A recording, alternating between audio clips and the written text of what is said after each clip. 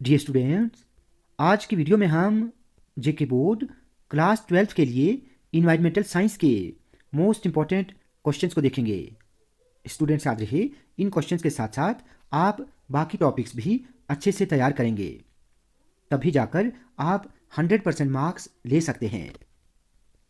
तो चलिए स्टार्ट करते हैं। सबसे पहले यूनिट 1 की बात करें तो यूनिट 1 में आपको टोटल 3 क्वेश्चंस अच्छे से तैयार करने हैं।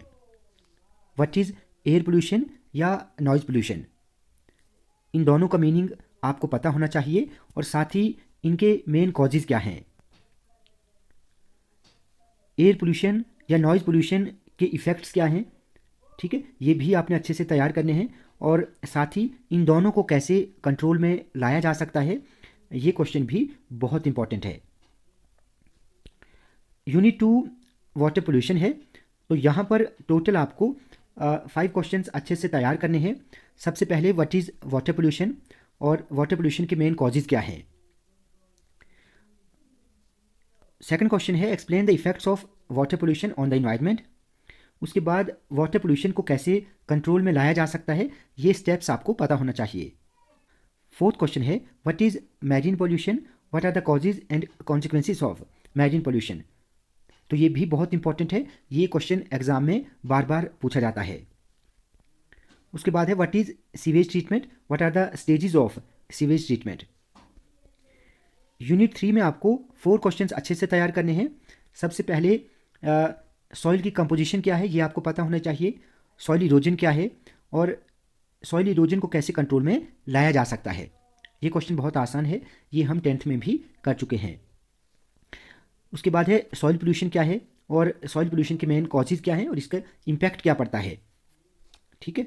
उसके बाद what are the different types of soils found in India, ये बहुत आसान है, ये हम पहले भी कर चुके हैं।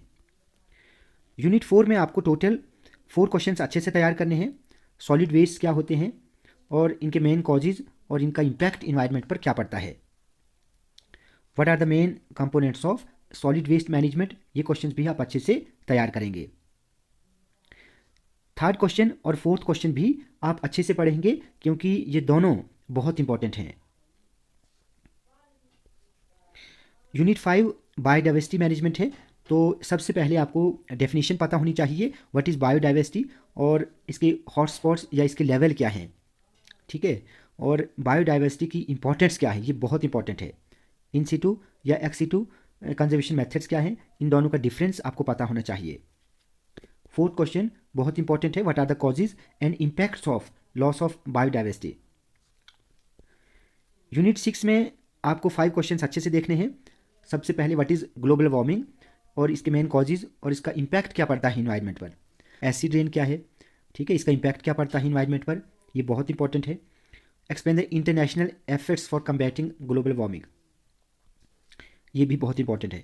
ओजोन लेयर डिप्लीशन क्या है, इसके मेन कॉजेज और इसका इम्पैक्ट क्या पड़ता है इन्वायरमेंट पर। सिमिलरली 5th क्वेश्चन भी बहुत इंपॉर्टेंट है। यूनिट 7 में टोटल आपको 4 क्वेश्चंस अच्छे से तैयार करने हैं। सस्टेनेबल डेवलपमेंट क्या है और इसके मेन पिलर्स क्या है। इन्वायरमेंट प्रोटेक्शन एक्ट जो 1986 था, उसके मेन फीचर्स क्या हैं।